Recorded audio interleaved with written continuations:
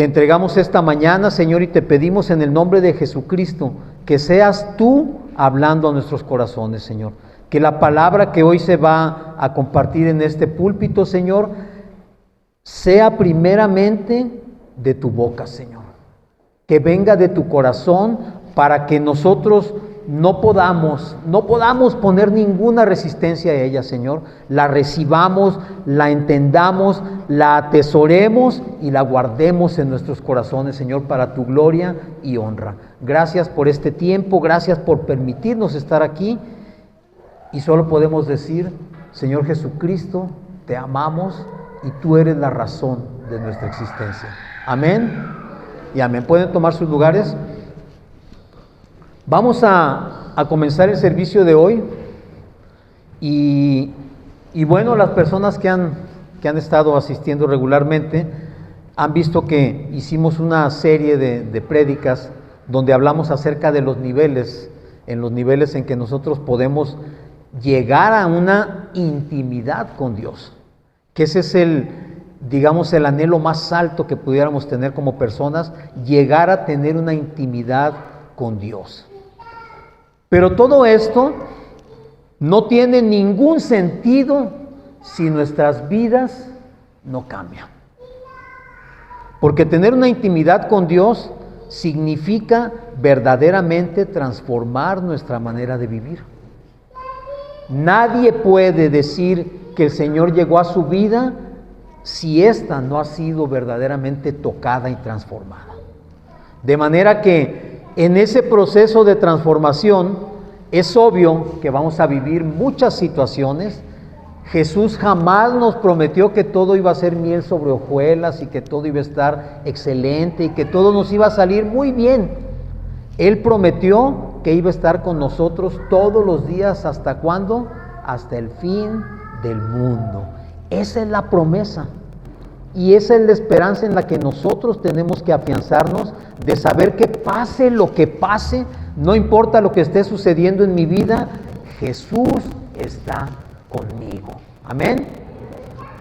Entonces, ¿qué es lo que sucede cuando yo conozco del Señor, cuando llego a los pies del Señor y cuando empiezo poco a poco a caminar en su palabra, empiezo poco a poco a caminar en la vida cristiana? Y me empiezan a suceder muchísimas cosas, muchísimas. A veces pensamos que lo que nos sucede a nosotros no le sucede a nadie, pero déjame decirte que todos absolutamente los que recibimos al Señor Jesucristo y lo hemos reconocido como nuestro Señor y Salvador, necesariamente tenemos que pasar por un desierto. No hay manera de eludirlo. Si algún hermano te ha dicho, yo nunca he conocido el desierto, pues puedes pensar que en verdad nunca ha conocido a Jesucristo. Porque si le conoces, tendrás que pasar por el desierto. Y esto lo podemos ver desde el libro de Éxodo, cuando el Señor saca a su pueblo de Egipto. ¿Y a dónde lo lleva? Al desierto. ¿Por qué?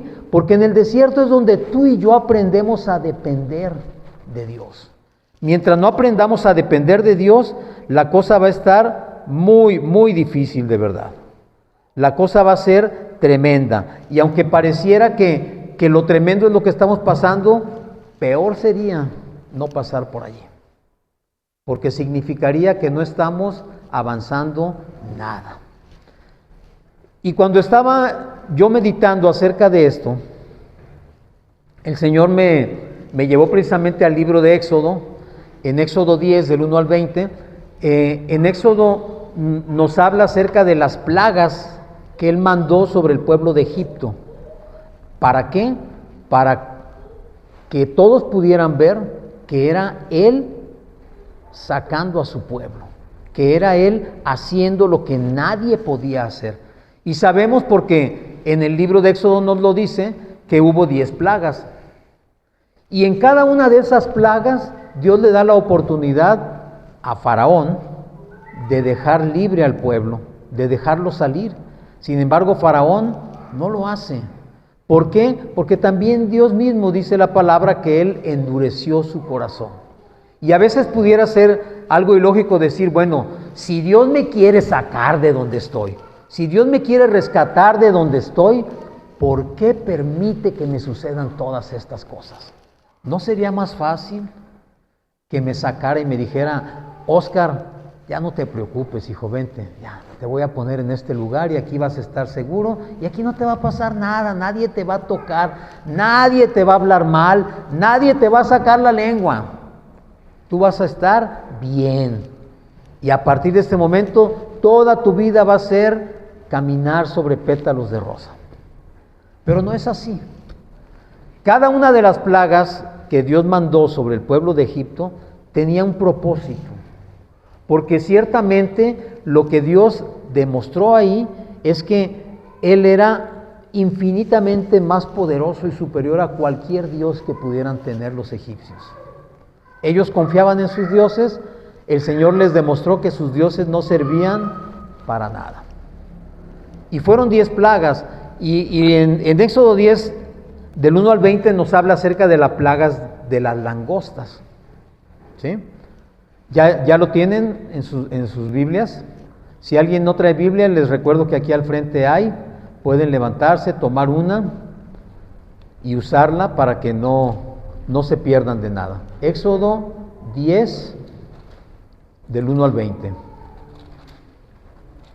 Nos habla, les decía, acerca de la plaga de las langostas. Antes de enviar esta plaga, el Señor ya había mandado 7 plagas. Todos sabemos cuáles son: la plaga de sangre, la de las ranas, la de piojos, la de las moscas, la de la plaga del ganado, las úlceras, el granizo. Y como les decía, cada una de ellas tiene un propósito en específico. Por ejemplo, cuando nosotros hablamos de la plaga de la sangre, Dios nos está mostrando ahí, sabemos que la sangre representa vida, pero en este caso, la sangre causó mortandad en todos los peces y en todo lo que habitaba en el agua, en los ríos de Egipto, ¿están de acuerdo? Y el agua se hizo imbebible. ¿Esto qué nos dice? Nos dice que Dios está por encima de la vida y la muerte, y que Él puede cambiar cualquier cosa.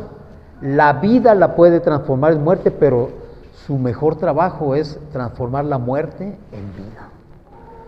Y cuando Dios envió estas plagas, les decía, cada una tenía un sentido.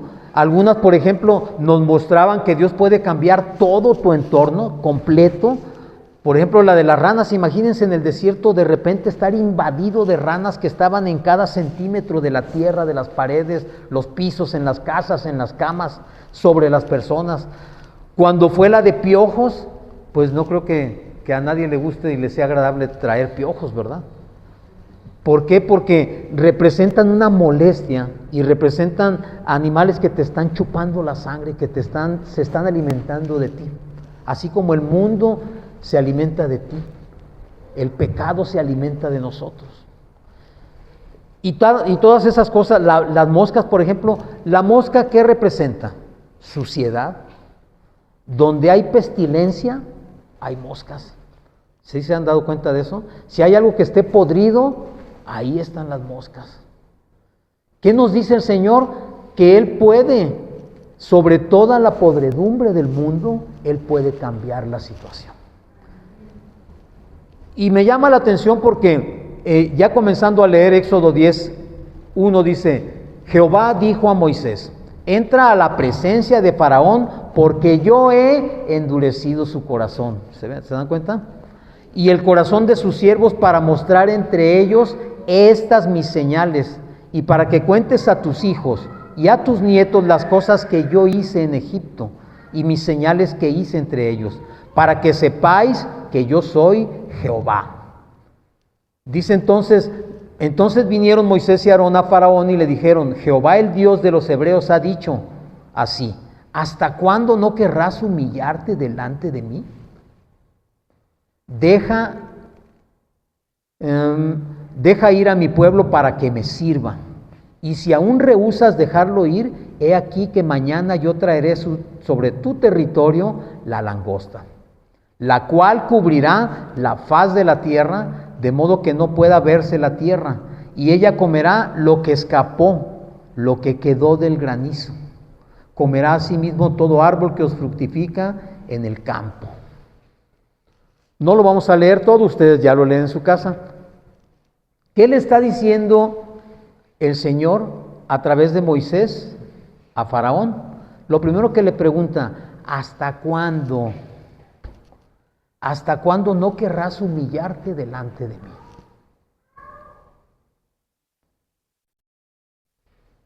Cuando Dios llega a nuestras vidas, hay algo que Él busca y es nuestro corazón. Pero ese corazón, para comenzar a caminar en Cristo, necesita humillarse. Y el Señor nos pregunta, ¿hasta cuándo no vas a querer humillarte delante de mí? ¿Hasta cuándo te vas a resistir?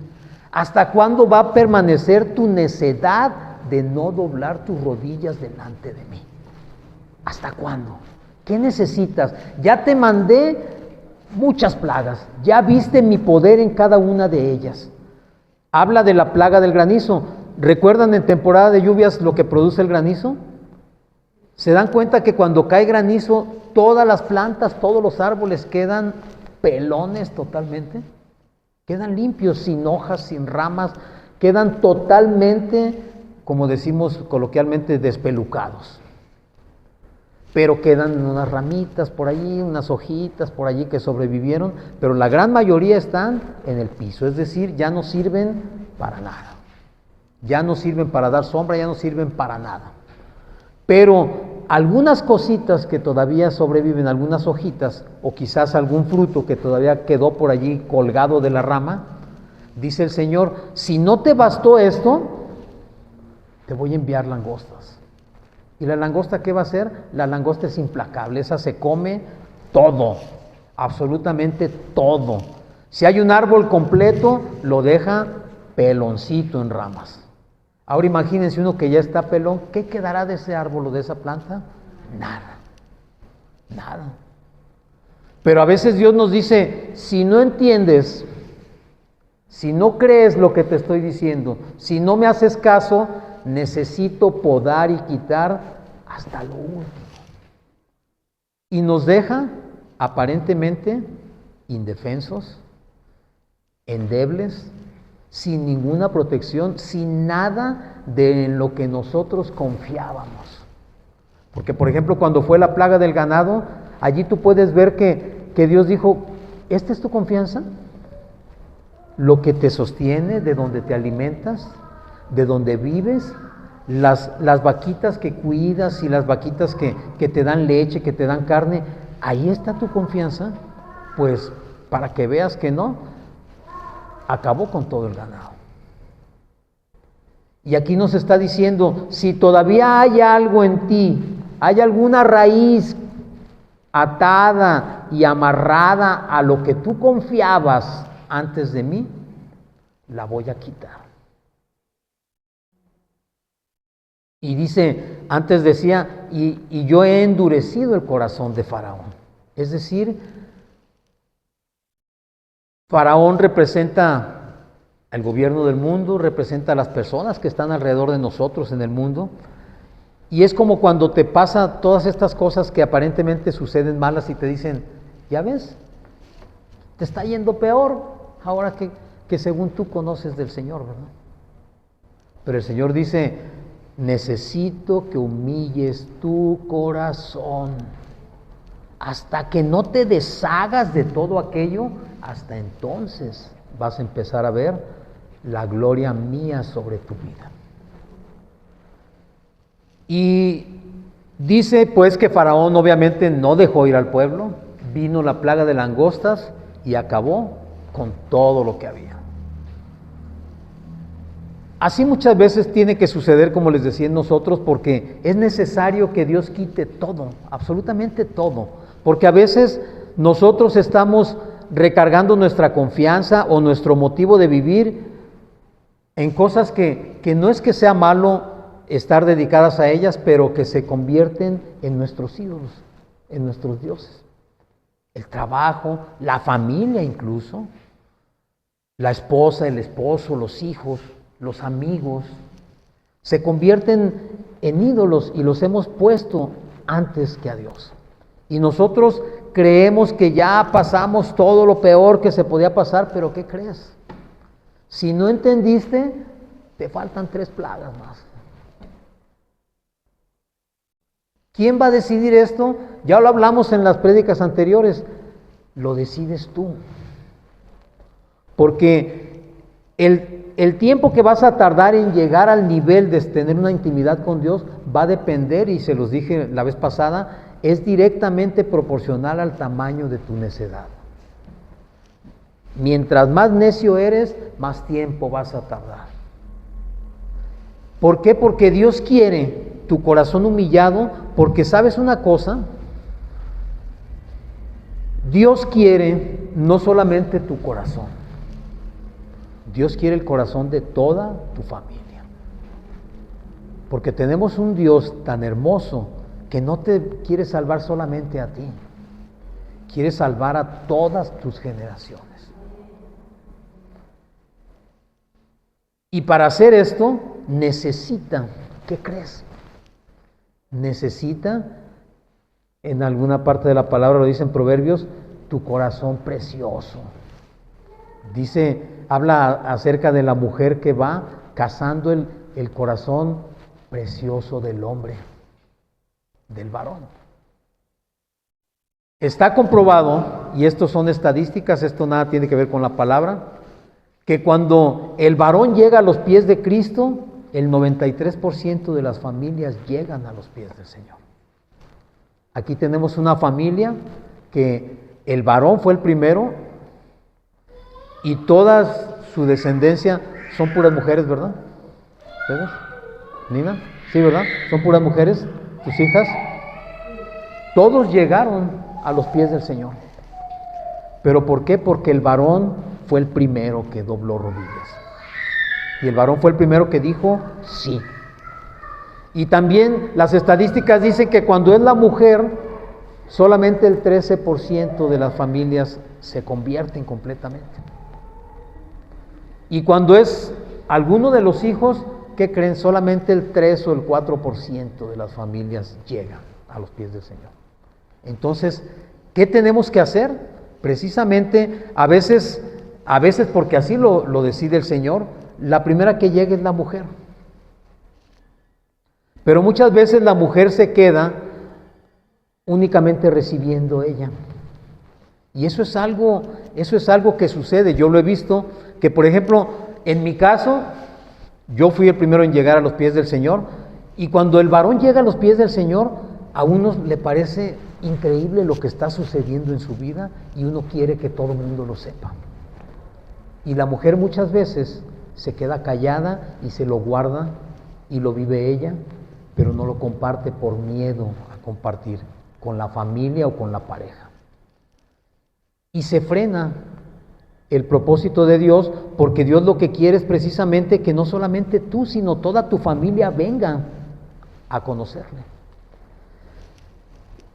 Y nos dice la palabra en 2 de Crónicas 7:14, todos conocemos estos versículos: si se humillare mi pueblo, sobre el cual mi nombre es invocado, y oraren y buscaren mi rostro, y se convirtieran de sus malos caminos, entonces yo oiré desde los cielos, perdonaré sus pecados y sanaré su tierra.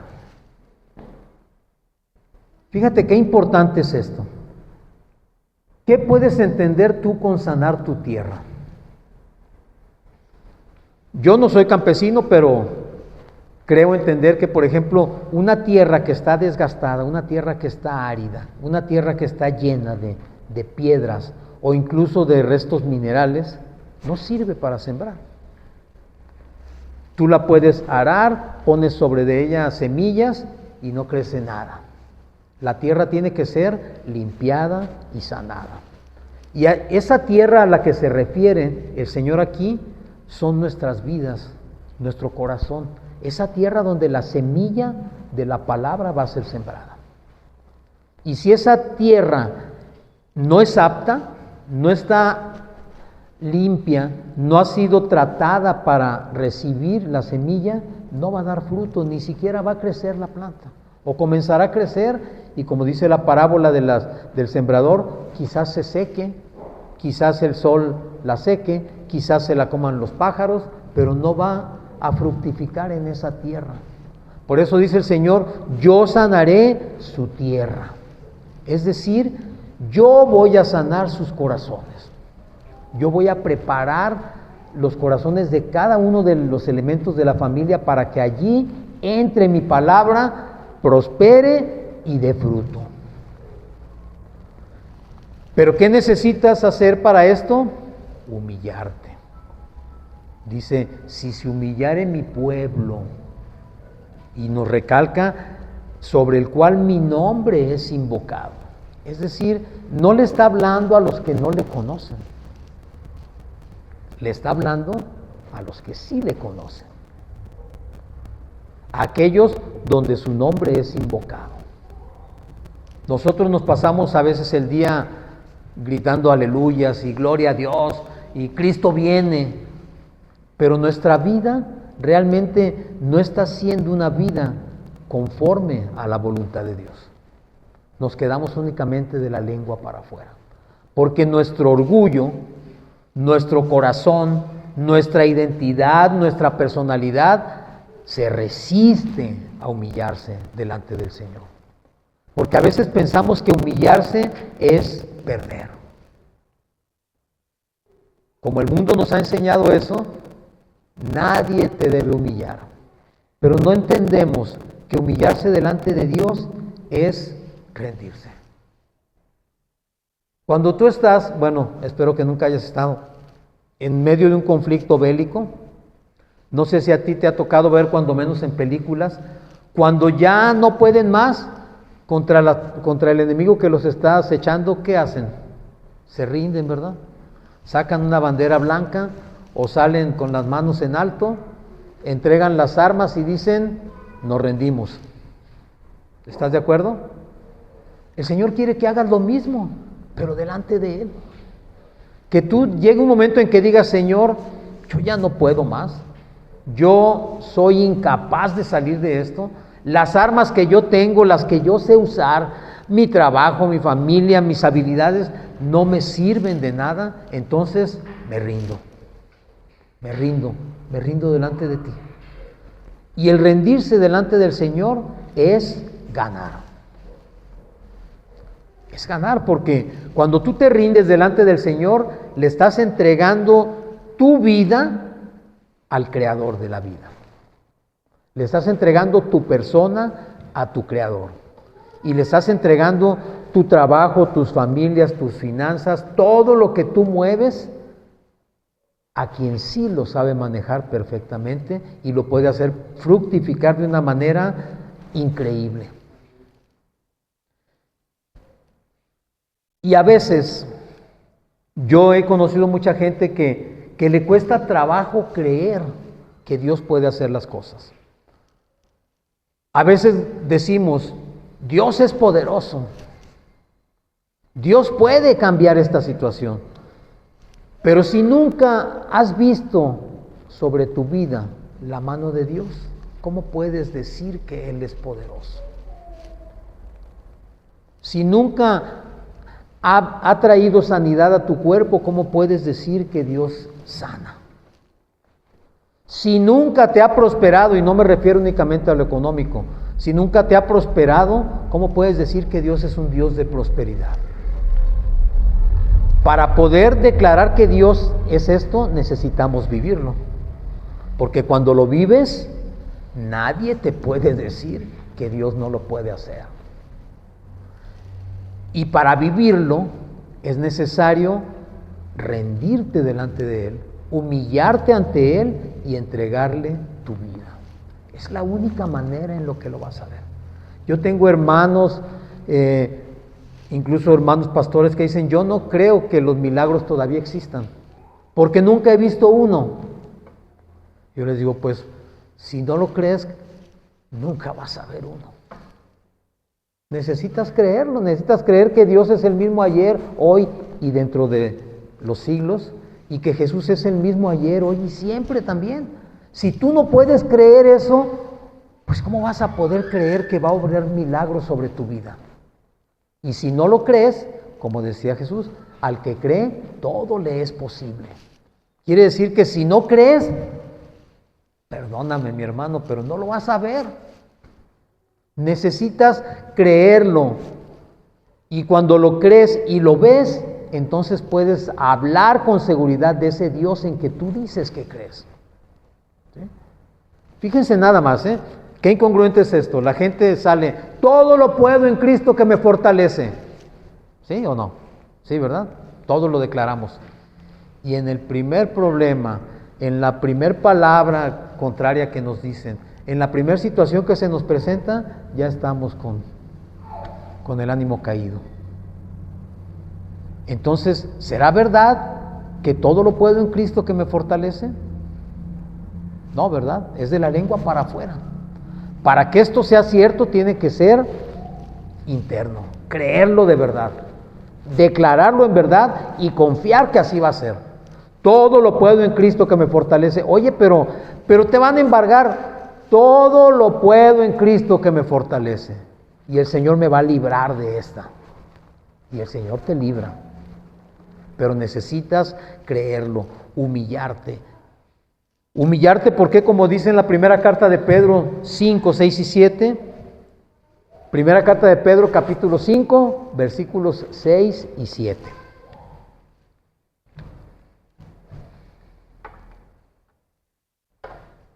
¿Ya lo tienen?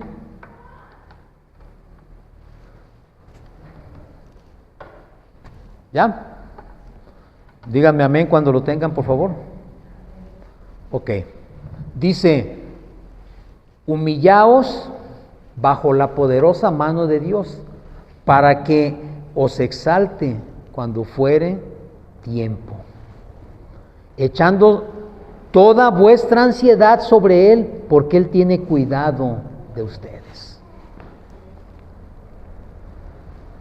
Te lo digo por experiencia, porque cuando el Señor nos da esta palabra, no nos la está dando para regañarte a ti. Nos la está dando para hablarme a mí primero que a ti. Antes de que yo suelte la palabra, a mí ya me llegó. A mí ya me pegó. Y yo le digo, Señor, ¿qué estoy haciendo mal? Dice aquí, humíllate bajo la poderosa mano de Dios, para que Él te exalte en su tiempo, cuando fuere el tiempo, no antes. A veces buscamos ser reconocidos, exaltados, ser, digamos, vistos antes que cualquier cosa, y el Señor dice, no, espérate, tú humíllate bajo mi mano y yo me voy a encargar de exaltarte cuando sea el tiempo, no antes. Cuando Él considere que es el tiempo, Él te va a exaltar delante de las personas.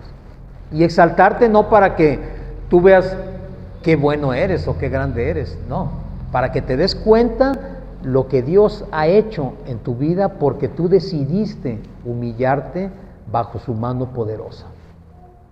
Y entonces vas a poder decir, Dios hizo esto conmigo. Y dice que echemos toda nuestra ansiedad sobre Él. Analízate. Yo ya lo hice, no, ya les dije, el primero que me habló fue a mí.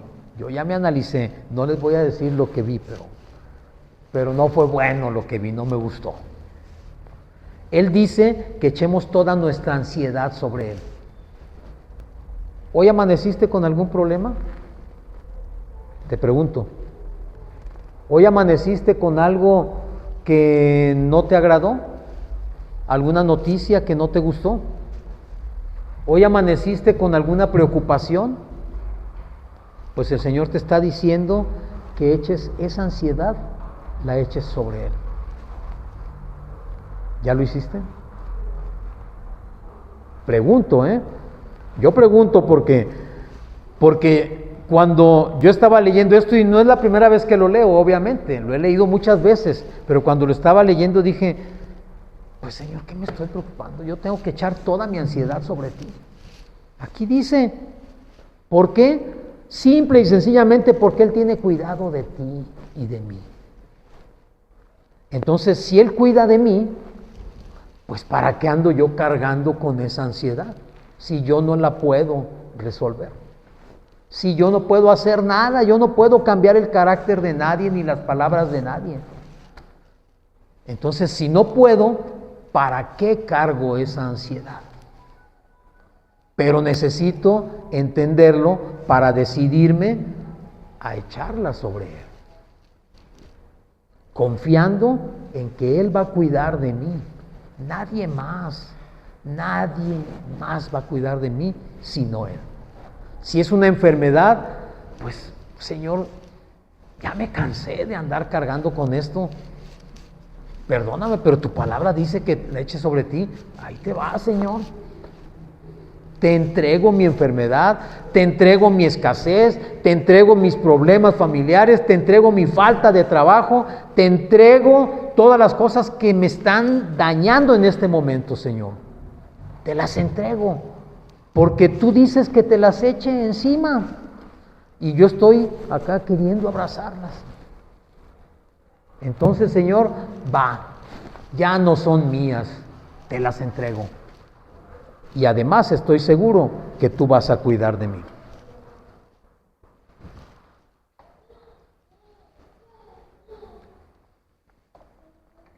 Esto no es fácil. No es fácil porque platicaba con un hermano pastor hace unos días. Tuvimos una reunión de pastores en Colima y me tocó ir a conocer a algunos que no conocía también. Y platicábamos acerca de lo difícil que es cuando tú llegas a los pies del Señor y la familia no. Cuando tú conoces del Señor y la familia no quiere saber nada de eso. La familia prefiere seguir con sus tradiciones, prefiere seguir con lo que aprendió y no le interesa conocer del Señor. Pero resulta que tú, bueno, en este caso yo levanto la mano, como decía Pablo, de los pecadores del cual yo soy el primero. O sea, no es que sea el mayor pecador del mundo, simplemente yo me apunto primero porque yo reconozco que soy pecador.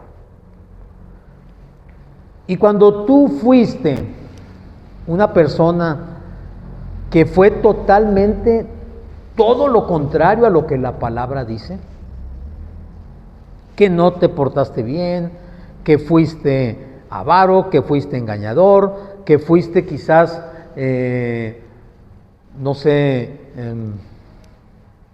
pues pecador en todas las áreas que se puede pecar, que fuiste materialista, que fuiste mentiroso, lotería, ¿verdad? Yo también así dije cuando leí la primera carta a los Corintios 5:17, donde dice: ¿a quiénes escogió el Señor? De lo vil y menospreciado, de lo que no sirve, de lo que no hace nada, de lo que nada más, ¿no? Yo levanté la mano y dije: lotería, ese soy yo. Cuando tú tuviste una vida difícil y te conviertes, no sé si a ti te pasó, pero a mí sí. Lo primero que me dijeron es: ¿y tú crees que nada más porque ya te convertiste, ya, se acabó todo? ¿Se borró todo? ¿Tú qué crees, que sí o que no? ¿No? Pues la palabra dice: de modo que si alguno está en Cristo, nueva criatura es. Las cosas viejas pasaron. He aquí, todas son hechas nuevas. Y si la palabra dice que al recibir a Cristo todos mis pecados y mis faltas fueron perdonados, ¿es cierto o no es cierto? Entonces significa que sí, que todo lo que pasó antes de conocer a Cristo ya pasó y ya quedó. Cristo me está dando la oportunidad de vivir de hoy en adelante. Pero a la gente le cuesta mucho trabajo entender eso, muchísimo. Y también yo, antes de conocer del Señor, yo también pensaba igual, no los juzgo. Yo también pensaba igual, sí, como no, ¿verdad? Qué conveniente, dice la gente, que ahora ya está limpio de todo. Pues es verdad. Cristo nos limpia de todo. Pero ¿qué necesitas para que eso sea efectivo en tu vida? Humillarte delante de la presencia de Dios. Si tú no te rindes, si tú no caes rendido y humillado a sus pies, difícilmente, o al menos va a durar mucho tiempo, en empezar a verse un cambio en tu vida. El primer cambio que yo vi en mi vida es que me quedé solo. Solo. Nadie quería saber de mí. Y menos ahora, porque ahora, decían ellos, ahora ya resulta que eres muy santo. Nadie quería saber de mí. Ese fue el primer cambio que yo vi. Todos me dejaron, todos me abandonaron.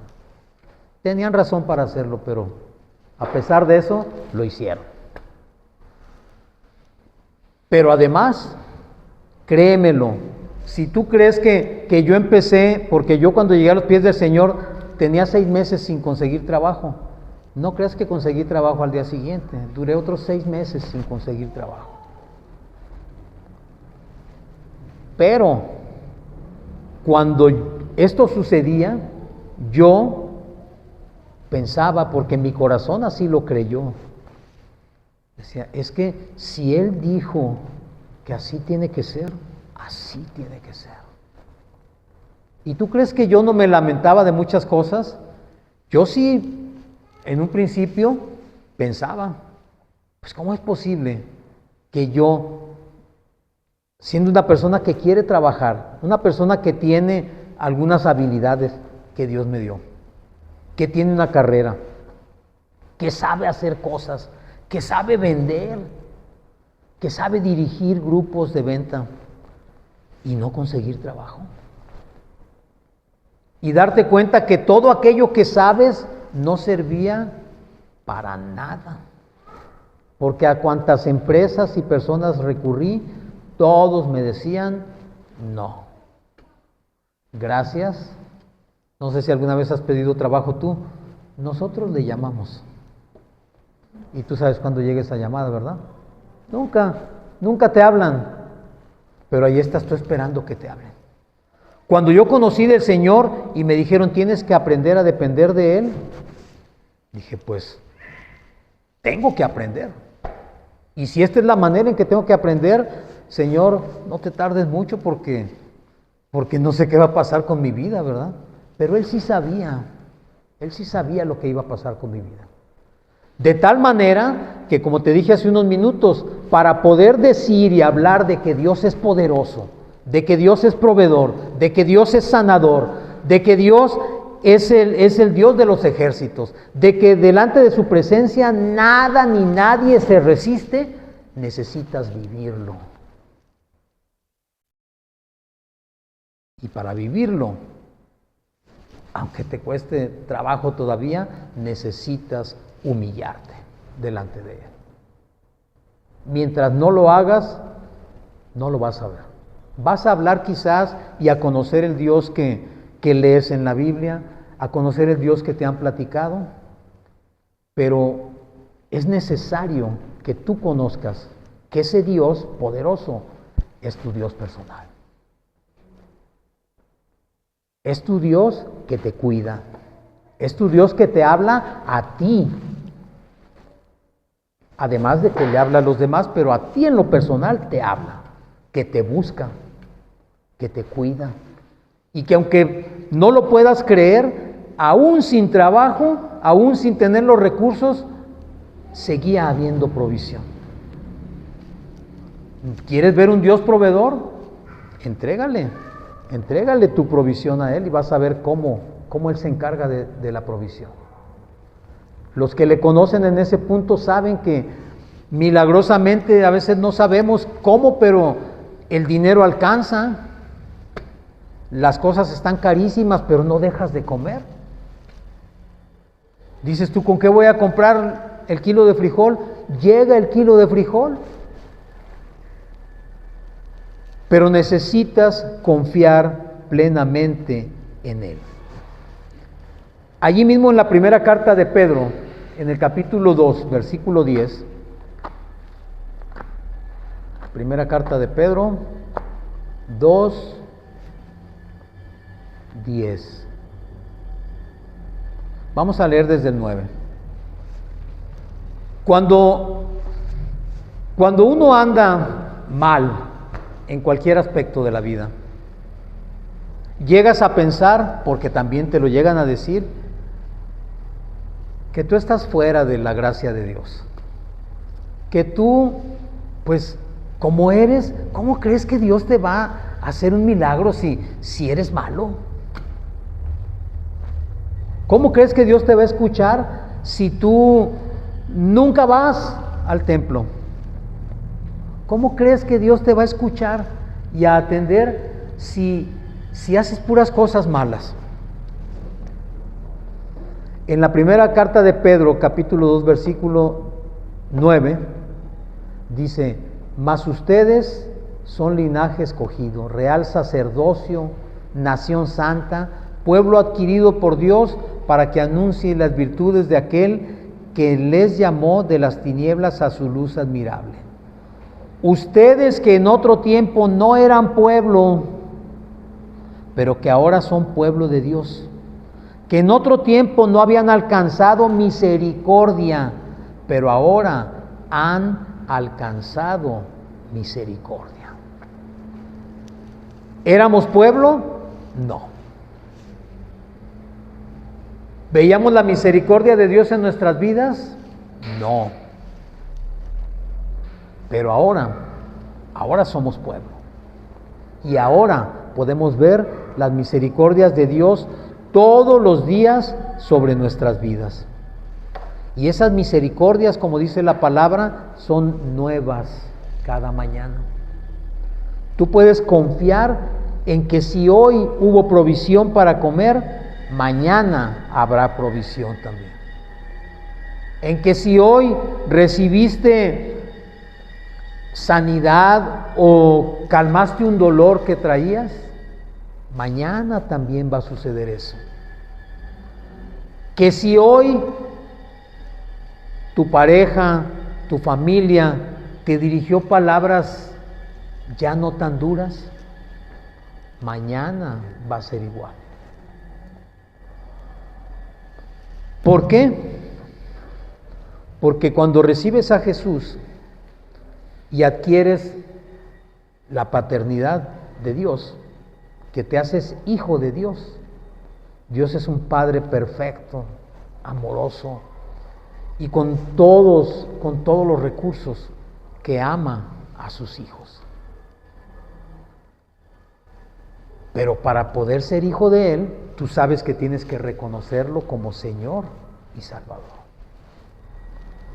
Y eso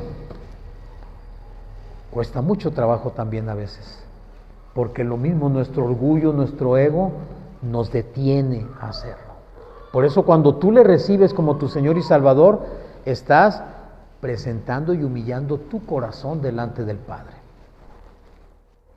Y eso es lo que te da el acceso a sus misericordias, el humillarte delante de Él. Vamos a terminar. Tú y yo sabemos que para tener acceso a esas misericordias y para tener acceso a la salvación es necesario llegar a los pies de Cristo, reconocerlo como Señor y Salvador. Y teniéndolo a Él como Señor y Salvador, ya no necesitas a nadie más. Porque el mundo, así como a los egipcios, como hablamos al principio, de que cada una de las plagas fue para ir,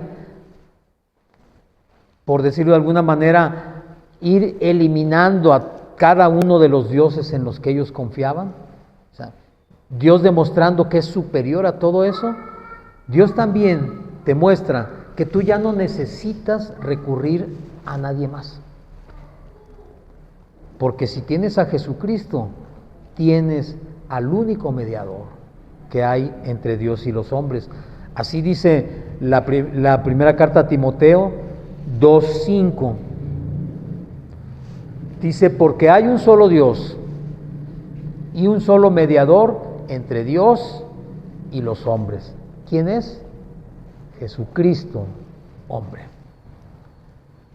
Cuando tú entiendes esto, en verdad entiendes que si tienes a Jesucristo, tienes todo. absolutamente todo.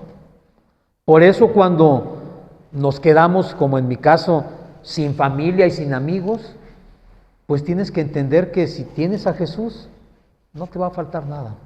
Él es tu familia, Él es tu amigo, Él es lo único que tú necesitas.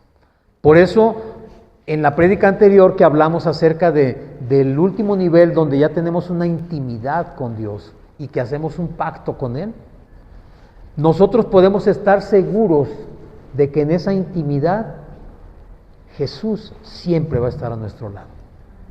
Porque tenemos la seguridad de que podemos recurrir a Él cuando lo necesitemos. Y a veces ni siquiera tenemos que decir las cosas que necesitamos. ¿Por qué? Porque Él lo sabe todo, Él lo conoce todo. Él sabe perfectamente qué te está doliendo, qué te está afectando. Él sabe, como decimos, de qué pie cojeamos. Entonces, ¿qué tengo que hacer yo? Confiar. Confiar en Él y dejarlo que Él haga en mi persona como a Él le parezca. Te decía que hace unos días, el viernes para ser exactos, platiqué con algunos pastores y venía platicando con uno en particular y estábamos intercambiando nuestros testimonios.